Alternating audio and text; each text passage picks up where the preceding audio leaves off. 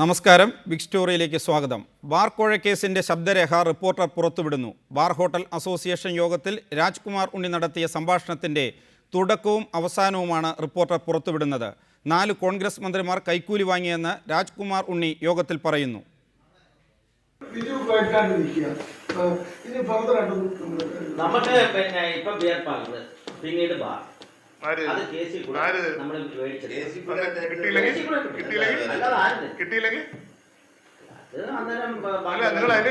തീരുമാനം കൂടെ അതുകൂടെ കാര്യത്തിൽ അവര് വീണ്ടും അപ്പീലോ കിട്ടിയിലോ പോവുകയാണെങ്കിൽ ബാക്കിയുള്ളവർ കേസ് വിളിച്ചോ. ആര് പറയും? അതുകൂടെ തീരുമാനം പറഞ്ഞിട്ടു. നമുക്ക് പത്രസമ്മേളനം ആര് പറയും? ആര് പറയും? ഞാൻ പറയില്ല. ഇനി ഞാൻ പറയില്ല. ഇനി ഞാൻ പറയാൻ എന്നെ കണ്ടറിയും.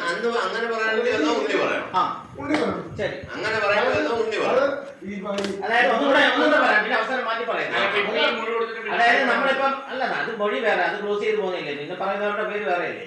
പിന്നെ ഇപ്പം നമ്മള് ബിയർ ആൻഡ് വൈൻ മേടിക്കുന്നു, ബാറിന് വേണ്ടി കോടതിയിൽ ശ്രമിക്കുന്നു, കോടതി നമുക്ക് അനുകൂലമായിട്ട് ഓർഡർ കിട്ടി, നമ്മൾ കൊണ്ടുവന്ന് ഗവൺമെന്റിനെ കാണിക്കുന്നത് എല്ലാം തുറന്നു. അന്നേരം അവർ തെണ്ടിത്തരം കാണിക്കാൻ അപ്പീൽ സുപ്രീം കോടതി കോപ്പെന്ന് പറഞ്ഞ് എതിര് കാണിച്ചാൽ ആ നിമിഷം പത്രസമ്മേളനം നടത്തി ആദ്യം ഞാൻ പറയും ഇവർ മാത്രം മാണിസാറിന്റെ ആയിരുന്നു അന്ന് പറഞ്ഞത്. മാണിസാറിന്റെ പറഞ്ഞത് ഇവരെല്ലാം വന്ന് കാല് പിടിച്ചിട്ട് ഞങ്ങൾ ബാക്കി സീരിയസ് ആയിട്ടൊരു കാര്യം പറയണം.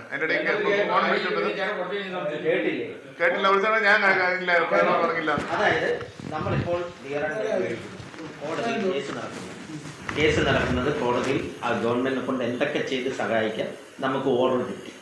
ഓർഡർ കിട്ടിക്കഴിഞ്ഞ് നമ്മൾ ചെല്ലുമ്പോഴത്തേക്ക് ഇനി VS സുരേനോ അല്ലെങ്കിൽ അവരുടെ അപ്പം വന്ന എന്തെങ്കിലും പറഞ്ഞ് കാരണം പറഞ്ഞ് സുപ്രീം കോടതിയിലേക്ക് അപ്പീൽ പോവുകയാണെങ്കിൽ, എന്നിട്ട് നമ്മളെ വീണ്ടും ചുറ്റിക്കുകയാണെങ്കിൽ, കോടതി നമുക്ക് അനുകൂലം കിട്ടിയിട്ട് വീണ്ടും ചുറ്റിക്കാൻ വന്നു കഴിഞ്ഞാൽ അപ്പം പത്രസമ്മേളനം നടത്തി ഇപ്പം മാനസാണ് നമ്മളെ സഹായിച്ച കഥയും ബാക്കി 1, 2, 3, 4 എന്ന് പറഞ്ഞാൽ ആരൊക്കെ നമ്മളെ ഇന്ന് പറ്റിയിട്ടുണ്ടെന്ന് വെച്ചാൽ ആ പറ്റിയതെല്ലാം പത്രസമ്മേളനം നടത്തി ആദ്യം ഞാൻ പറയും.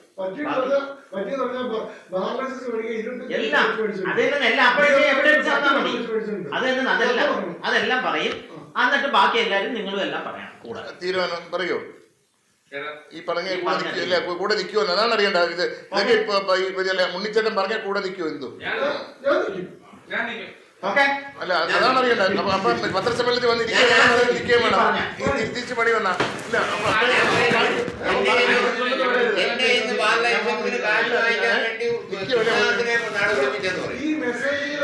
ഇല്ല, കൂടെ നിൽക്കുമെന്ന് പത്രസമ്മേളനത്തിന് സംസാരിക്കേണ്ടി വന്നാൽ അവർ തിരിച്ചു പണിയാൻ വന്നിട്ട് സംസാരിക്കേണ്ടി വന്നാൽ ഇന്ദു കൂടെ പത്രസമ്മേളനത്തിൽ കൂടെ ഇരിക്കുമോ?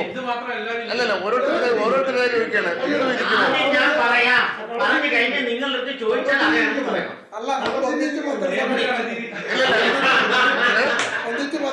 അതെ അതെ അത് നമ്മളിപ്പോ പറയണം. അപ്പൊ അന്ന് ഇന്ദു ഉണ്ണിയല്ലേ പറഞ്ഞുള്ളൂ, ഞാൻ പറഞ്ഞില്ലല്ലോ എന്ന് പറയുന്നുണ്ട്. ചോദിക്കണം, ഇന്ദു ഇരിക്കുമോ? പത്രസമ്മേളനം ഡയസിൽ ഇരിക്കുമല്ലോ, കണ്ണും കേട്ടേ ഇരിക്കുമല്ലോ. മേടിച്ച കഥകൾ പറയണതിന് ബുദ്ധിമുട്ടില്ലല്ലോ. ഓർഡർ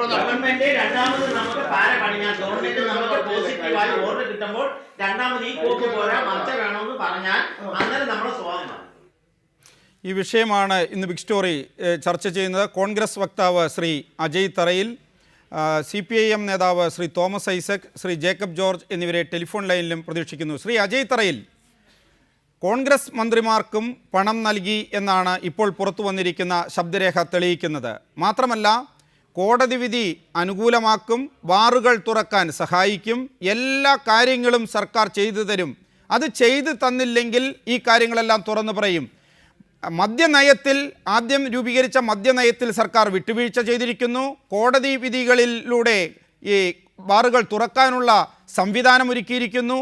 ശബ്ദരേഖയിൽ പറയുന്ന കാര്യങ്ങൾ പൂർണ്ണമായും ശരിയല്ലേ?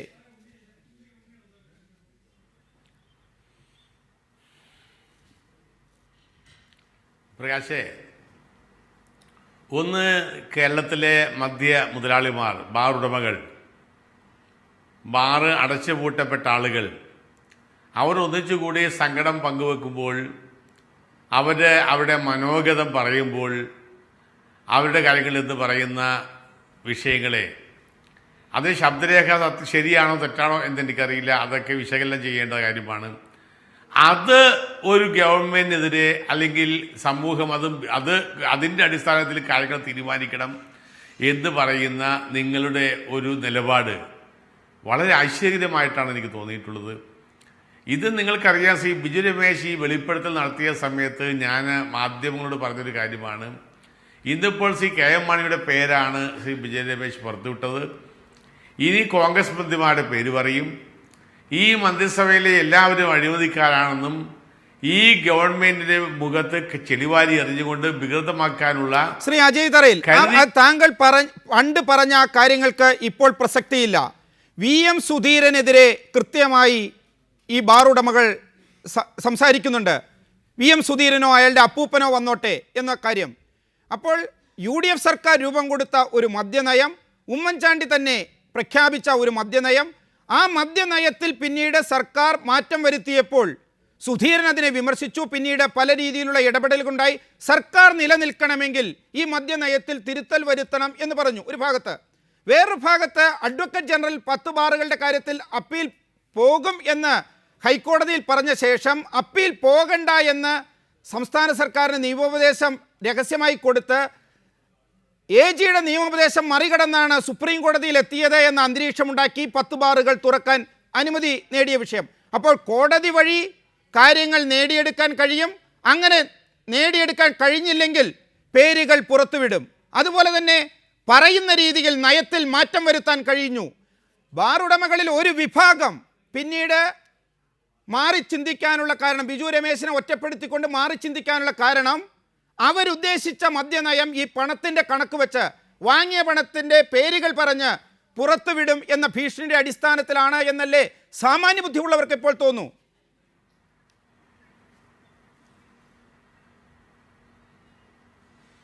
അല്ല, ഇത് മദ്യനയത്തിൽ പെട്ടെന്നെടുത്ത ചില തീരുമാനങ്ങളിൽ വന്ന ചില അപ്രായോഗികത, ചില തൊഴിലാളികൾക്കുണ്ടായ കഷ്ടപ്പാടുകളൊക്കെ പരിഗണിച്ചുകൊണ്ടാണ് ഗവൺമെൻറ് ബിയർ, വൈൻ, പാലുകൾ അനുവദിക്കാൻ തീരുമാനിച്ചത്.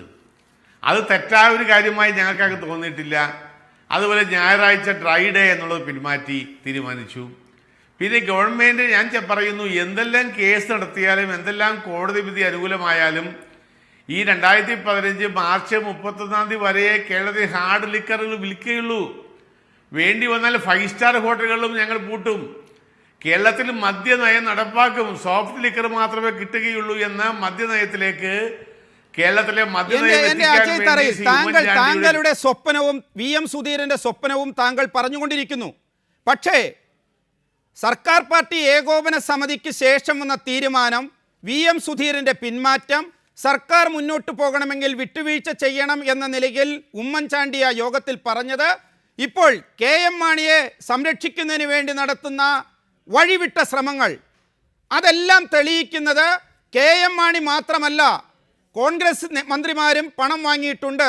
പെട്ടെന്ന് ബാറുകളെല്ലാം തുറന്നുകൊടുത്ത് മദ്യനയത്തിൽ വെള്ളം ചേർത്ത് കോടതി വഴിയോ എങ്ങനെയോ അതിനനുകൂലമായി കാര്യങ്ങൾ മാറ്റിയെടുത്ത് ഇവരുടെ ഭീഷണിക്ക് വഴങ്ങുന്ന പേടിച്ചു വിറച്ച ഉമ്മൻചാണ്ടിയെയും അതിൻ്റെ കീഴിലുള്ള മന്ത്രിമാരെയും അല്ലേ കേരളം ഇപ്പോൾ കാണുന്നത്?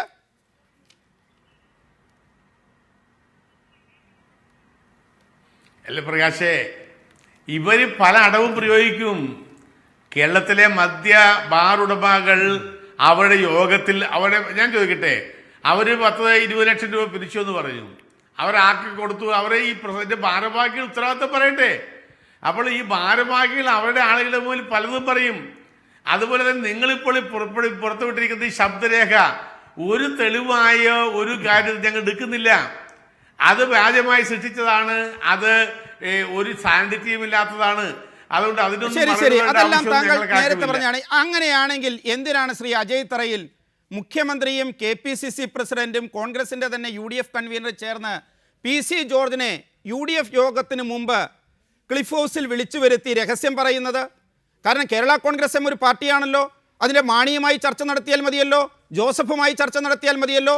അപ്പോൾ എന്തിന് ഇത് അലമ്പാക്കരുത്, കാര്യങ്ങൾ തുറന്നു പറയരുത്, ഇത് മൊത്തം പേരെ ബാധിക്കുന്നതാണ്, മാണി സാറിനെ മാത്രം ബാധിക്കുന്നതല്ല എന്ന നിലയിൽ നിങ്ങൾ ചർച്ച നടത്തി ഒതുക്കാൻ ശ്രമിക്കുന്നത്?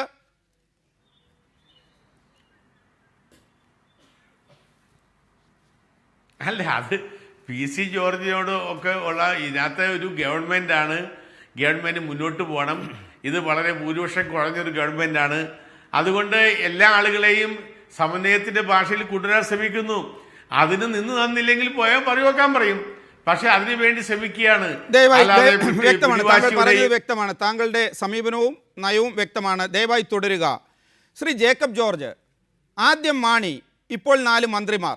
പക്ഷേ ഈ 4 മന്ത്രിമാർ പണം വാങ്ങിയതുമായി ബന്ധപ്പെട്ട കാര്യങ്ങൾ പുറത്തു വരുന്ന ശബ്ദരേഖ പരിശോധിച്ചാൽ സർക്കാർ മദ്യനയത്തിൽ വരുത്തിയ വെള്ളം ചേർക്കൽ, തിരുത്തൽ, പിന്മാറ്റം, കോടതിയിൽ സ്വീകരിക്കുന്ന നടപടികൾ, ഇതെല്ലാം ഇവരുടെ ഭീഷണി മൂലമാണ് എന്ന് വ്യക്തമാകുന്നു ഇപ്പോൾ നോക്കുമ്പോൾ. മാത്രമല്ല, അങ്ങനെയല്ലെങ്കിൽ പേര് പറയും എന്ന് പറഞ്ഞ രാജ്കുമാർ ഉണ്ണി ഉൾപ്പെടെയുള്ളവർ ആ ഉറപ്പിൻ്റെ അടിസ്ഥാനത്തിൽ ഇപ്പോൾ തിരുത്തൽ കൊടുക്കുന്നു. അവർക്ക് ഉറപ്പുണ്ട്. അതേസമയം KM മാണിക്കെതിരെ ആരോപണം ഉന്നയിക്കുകയും ഇനി പിന്മാറിക്കഴിഞ്ഞാൽ മാണിയുടെ വക്കീൽ നോട്ടീസും കോടതി നടപടികളും അതിൽ പേടിച്ച് ബിജു രമേശ് നിവൃത്തിയില്ലാതെ തുടരുന്നു. കോൺഗ്രസിനെ ബ്ലാക്ക്മെയിൽ ചെയ്യാൻ, UDF സർക്കാരിനെ ബ്ലാക്ക്മെയിൽ ചെയ്യാൻ മാണി ഇന്നലെ പറഞ്ഞ ബ്ലാക്ക്മെയിൽ രാഷ്ട്രീയം, പണം കൊടുത്ത് ആടിനെ പട്ടിയാക്കുന്ന നടപടി, അതെല്ലാം ഏറ്റവും ചേരുന്നത് ഈ UDF സർക്കാരിനല്ലേ? അത് ഞാൻ പറയട്ടെ, ഇതിനകത്ത് പല ആംഗിളുണ്ട്. ബിജു രമേശൻ ആദ്യമേ എന്റെ കൂടെ ഇരുന്ന് നടത്തിയ ചർച്ചകളിൽ പോലും ബിജു രമേശ് പറയുന്നുണ്ട്, 4 കോൺഗ്രസ് മന്ത്രിമാർക്ക് ഞങ്ങൾ പൈസ കൊടുത്തിട്ടുണ്ട്, അസോസിയേഷൻ പൈസ കൊടുത്തിട്ടുണ്ട്, രൂപ കൊടുത്തിട്ടുണ്ട്, കോടി രൂപ കൊടുത്തിട്ടുണ്ട്. പക്ഷേ അത് ഞാൻ പറയത്തില്ല, മാണിക്കെതിരെ മാത്രമേ പറയുകയുള്ളൂ. കാരണം ആ മന്ത്രിമാരാണ് എന്നെ ഇപ്പോൾ സംരക്ഷിച്ചു നിർത്തുന്നത് എന്ന് എന്റെ അടുത്തിരുന്ന് 2 ചർച്ചകളിൽ പറഞ്ഞതാണ് ബിജു രമേശ്. അപ്പൊ ബിജു രമേശിന്റെ കയ്യിലുള്ളത് അദ്ദേഹം എടുത്തു പ്രയോഗിക്കുന്നത് പല വായ്ത്തലകളുള്ള ആയുധമാണ്, വാളാണ്. അത് മാണിക്ക് മാത്രമല്ല കൊള്ളുക, UDFന്റെ മൊത്തത്തിൽ കൊള്ളും. അതുകൊണ്ടാണ് ഒറ്റ രാത്രി കൊണ്ട് VM സുധീരൻ തന്നെ ഇടപെട്ട് ബാലകൃഷ്ണപിള്ളയെ തിരിച്ചു പിടിക്കാം, ബാലകൃഷ്ണപിള്ളയെ വിട്ടുകൊടുക്കരുത്, PC ജോർജിനെ വിട്ടുകൊടുക്കരുത്, നമ്മൾക്ക് എല്ലാവർക്കും ഒന്നിച്ച് നിൽക്കാം എന്ന് പറഞ്ഞിട്ട് ഒത്തുതീർപ്പുണ്ടാക്കി ഇന്നലെ ഇന്നുമായി നടന്ന ചർച്ചകളിൽ ബാലകൃഷ്ണപിള്ളയെ കൂടി കൂട്ടിച്ചേർക്കാൻ തീരുമാനിച്ചിരിക്കുന്നത്. ഇത് വിശാലമായ അർത്ഥത്തിൽ ബിജു രമേശിന്റെ ആയുധങ്ങൾ ശരിക്കും UDFന്റെ ആസ്ഥാനത്തേക്ക്, UDFന്റെ നിലനിൽപ്പിനെ ബാധിക്കുന്ന തരത്തിലേക്ക് പോയത് കൊണ്ടാണ്. അതുകൊണ്ടാണ് കോൺഗ്രസ് തന്നെയാണ് നേതൃത്വം കൊടുക്കുന്നത് ഇത് ഒത്തുതീർപ്പാക്കാൻ, എത്രയും വേഗം പ്രശ്നങ്ങൾ ഒത്തുതീർപ്പാക്കാൻ. അത് യാതൊരു സംശയമില്ല. പ്രകാശ്. ശ്രീ ജേക്കബ് ജോർജ്, അവിടെയാണ് ഇന്ന് PC ജോർജുമായി മുഖ്യമന്ത്രിയും KPCC പ്രസിഡന്റും അതുപോലെ തന്നെ PP തങ്കച്ചനും എല്ലാം നടത്തുന്ന UDFന് മുമ്പ് നടത്തിയ ഏതാണ്ട് 3/4 മണിക്കൂർ നീണ്ടുനിന്ന ആ ചർച്ചയുടെ പ്രസക്തി. കാരണം ജോർജ് അന്ന് ബിജു രമേശ് വെളിപ്പെടുത്തിയ അന്ന് തന്നെ പറഞ്ഞിരുന്നു, KM മാണി മാത്രമല്ല കോൺഗ്രസ് മന്ത്രിമാർക്കും പണം കൊടുത്തിട്ടുണ്ട്, വിവരം തൻ്റെ കയ്യിലുണ്ട് എന്ന്. ഒരു പക്ഷേ ബിജു രമേശിനെ പ്രകോപിപ്പിച്ച് KM മാണിക്കെതിരായ പരമാവധി തെളിവുകൾ പുറത്തുവിടാൻ രാഷ്ട്രീയ സ്ഥാന താല്പര്യങ്ങളുടെ പുറത്ത് ജോർജ് ശ്രമിച്ചിട്ടുണ്ടാകാം. പക്ഷെ ജോർജിനറിയാം കോൺഗ്രസ് മന്ത്രിമാരാരാണെന്ന്. അപ്പോൾ ഇത് മാണിയെ രക്ഷിക്കാൻ കോൺഗ്രസ് നടത്തുന്ന ഒരു പ്രവർത്തനമല്ല. ഉമ്മൻചാണ്ടി പാർട്ടി ഏകോപന സമിതി പറഞ്ഞ പോലെ എങ്ങനെയെങ്കിലും സർക്കാരിനെ നിലനിർത്തുക എന്ന് പറയുന്നത് മാണിയോ അവരുടെ 9 MLA-മാരോ അല്ല, കോൺഗ്രസ് മന്ത്രിമാരുടെ നിലനിൽപ്പ്, കോൺഗ്രസിൻ്റെ നിലനിൽപ്പ്. അതാണ് സുധീരൻ്റെ വിട്ടുവീഴ്ച. സുധീരൻ ചിലപ്പോൾ അത്ഭുതപ്പെട്ടിട്ടുണ്ടാകാം, പക്ഷെ പണം പറ്റിയിരിക്കുന്നു, അതിൻ്റെ വിവരങ്ങൾ കൂടി പുറത്തു വന്നിരിക്കുന്നു. മാണിക്കപ്പുറത്തേക്ക് കാര്യങ്ങൾ. ജോർജിനെ രമ്യതയിൽ കൊണ്ടുവന്നാലും അവസാനിക്കുമോ കോൺഗ്രസും സർക്കാരും നേരിടുന്ന ഈ പ്രതിസന്ധി? Jacob George. അല്ല ഉമ്മൻചാണ്ടി മാത്രമല്ല, ഇതിനകത്ത് സുധീരൻ തന്നെ മുൻകൈ എടുത്തിട്ടുണ്ട്. സുധീരൻ കഴിഞ്ഞ കുറെ ദിവസമായി ഇത്ര വലിയ കോലാഹലം നടന്നിട്ടും KPCC രക്ഷ വേണ്ടിയില്ലല്ലോ. അദ്ദേഹം തന്നെയാണ് കുഞ്ഞാലിക്കുട്ടിയെ കണ്ടിട്ട് ബാലകൃഷ്ണപിള്ളയെ പുറത്തു വിടരുത്, ബാലകൃഷ്ണപിള്ളയെ വിട്ടുകൊടുക്കരുത്. ഒടുവിൽ കുഞ്ഞാലിക്കുട്ടിയാണ് ബാലകൃഷ്ണപിള്ളയോട് സംസാരിക്കുന്നത്.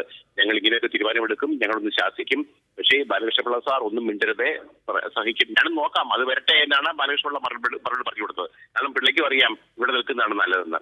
അപ്പോൾ ഈ ഭൂതത്തെ തുറന്നുവിട്ട കെട്ടഴിച്ചുവിട്ട VM സുധീരൻ തന്നെയാണ് ഇപ്പോൾ മുന്നണി കൂട്ടിക്കെട്ടി തടഞ്ഞു നിർത്തി കാര്യങ്ങൾ സംരക്ഷിച്ചു നിർത്താൻ ശ്രമിക്കുന്നത്. കാരണം ഗവൺമെന്റ് പോയാൽ എന്റെ ആദ്യത്തെ പഴി VM സുധീരൻ തന്നെ കേൾക്കേണ്ടി വരും, യാതൊരു സംശയമില്ല.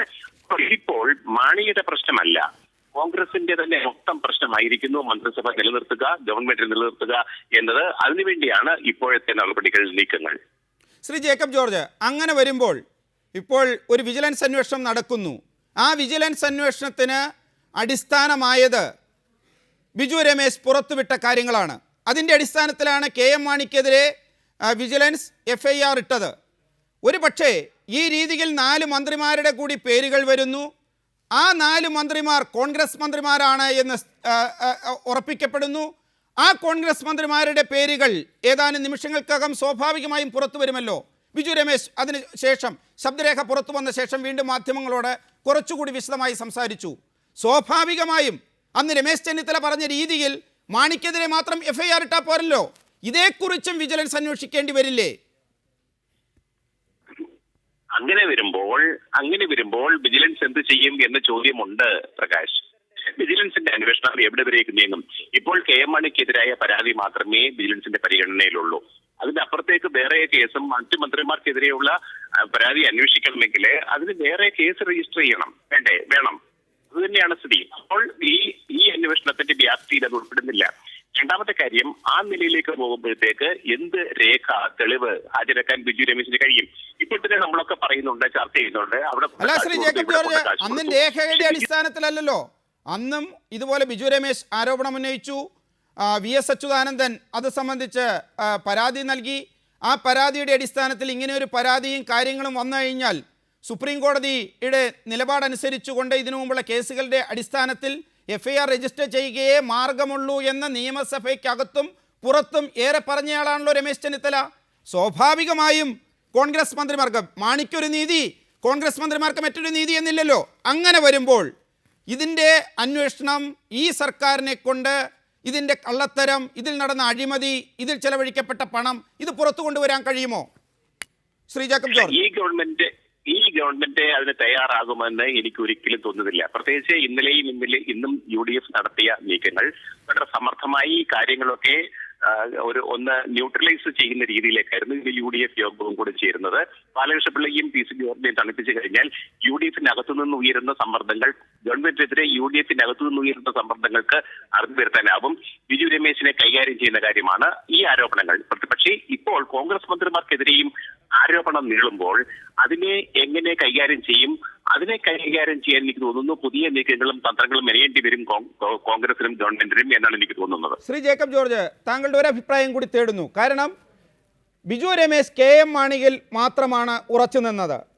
KM മാണി വാങ്ങിയ പണം, KM മാണിയുടെ മകൻ നടത്തിയ വിലപേശൽ, KM മാണിക്കെതിരെ കേസ്, KM മാണിയെ ബലി കൊടുത്തുകൊണ്ട് ബാർ ഹോട്ടൽ പ്രശ്നം പരിഹരിക്കുന്ന ഒരു സമീപനം. ഒരു പക്ഷേ അതിന് കോൺഗ്രസ് മന്ത്രിമാരുടെ കൂടി പിന്തുണയുണ്ടായേക്കാം.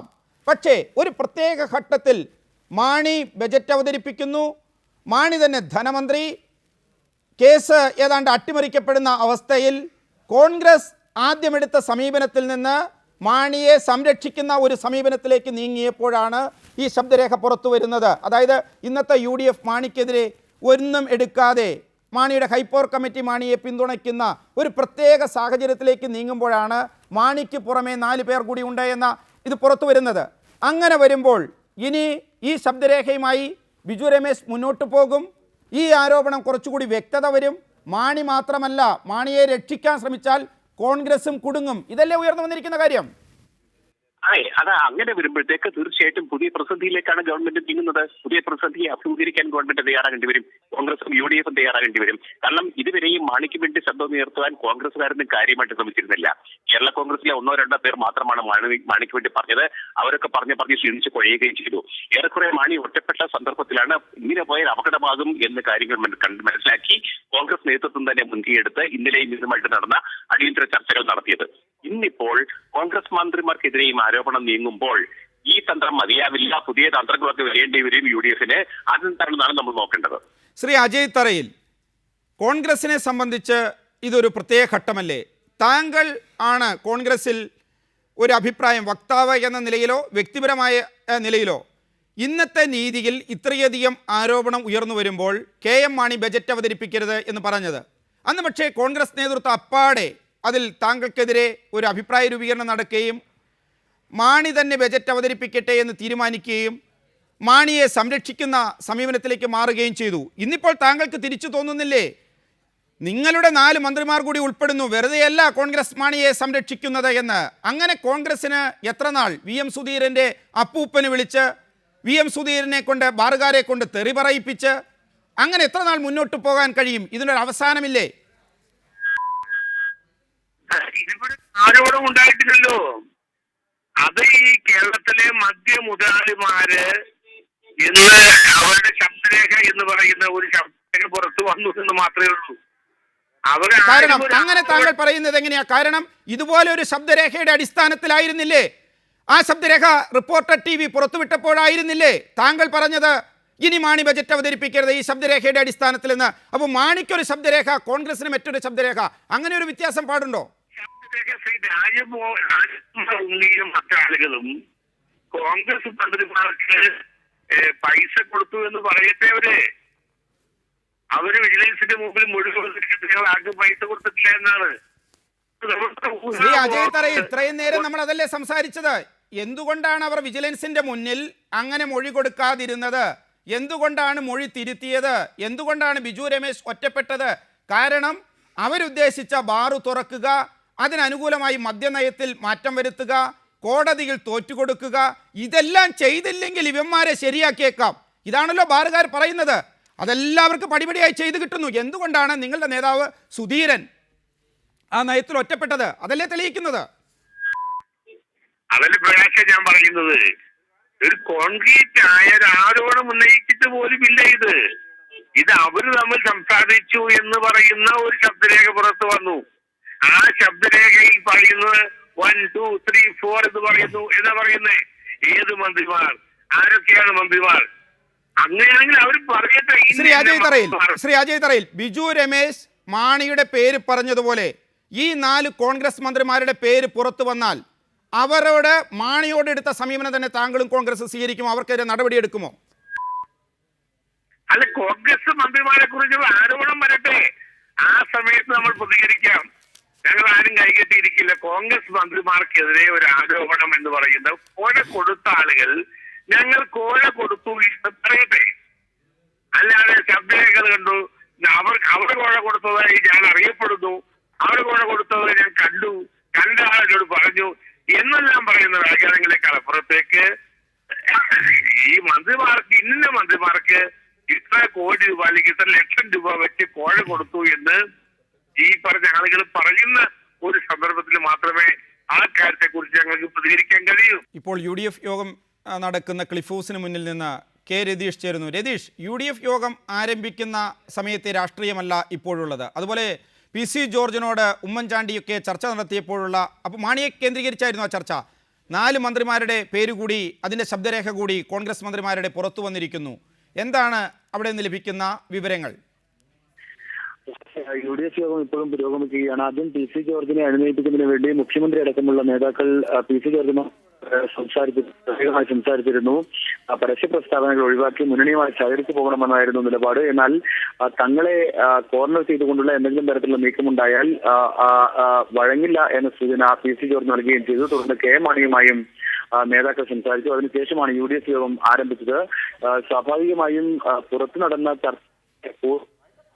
UDF യോഗത്തിനകത്തേക്ക് വെളിപ്പെടുത്തലുകൾ എത്തിയെന്ന് നമുക്കിപ്പോൾ വിലയിരുത്താൻ കഴിയില്ല. കാരണം തുടക്കം മുതൽ തന്നെ അവർ ചർച്ചകളിലായിരുന്നു. അതുകൊണ്ട് തന്നെ മുഖ്യമന്ത്രി അടക്കമുള്ളവർ ഇപ്പോഴത്തെ വെളിപ്പെടുത്തലിനെ കുറിച്ച് പൂർണ്ണമായും അറിഞ്ഞു എന്ന് വരില്ല. എങ്കിലും ചില നേതാക്കളെങ്കിലും ഇത് സംബന്ധിച്ച സൂചനകൾ നൽകാൻ സാധ്യതയുണ്ട്. ഒരുപക്ഷെ KM മാണിക്കും അപ്പുറം മറ്റു മന്ത്രിമാർ കൂടി ഉണ്ട്, മറ്റു നേതാക്കൾ കോൺഗ്രസ് മന്ത്രിമാർ 4 പേർ കൂടി ഉണ്ട് എന്ന വാർത്ത പുറത്തു വരുന്നത് UDFിനെ കൂടുതൽ പ്രതിസന്ധിയിലാക്കുമെന്ന് വേണം പറയാൻ.